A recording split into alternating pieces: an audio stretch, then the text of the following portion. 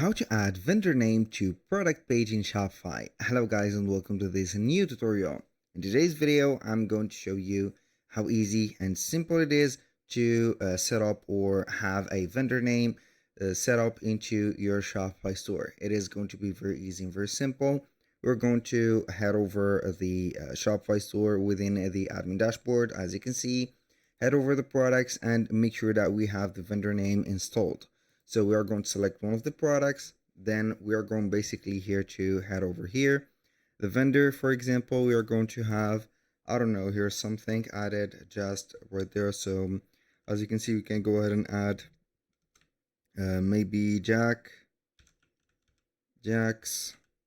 So we are going to have it as this. I'm going to click on the save, and then we're going to here set up the things. So we are going to head over the online store. After that, we are going to make sure that we are going to select the themes and click on customize the theme.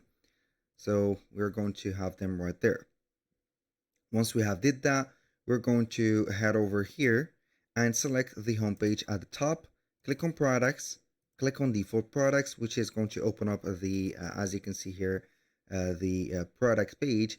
And as you can see, this is, or the text area in here is going to be having the vendor. If you do not see it or you do not have it, that means that it is going to be from here. So this is, as you can see, the text. I'm going to delete it. And let's say that we are going to have nothing in here. So we are going to add a block, which is going to be implemented within the template. Add a block, and that block is going to be a text. We're going to have this block above the title and click on it. We're going to delete the message or the text on it. Click on connect dynamic source. And from here, we're going to have title and vendor. You can add meta fields, but the vendor is going to be included. Click the vendor and you're going to find the name of the vendor in here. So you're going to have it just like that.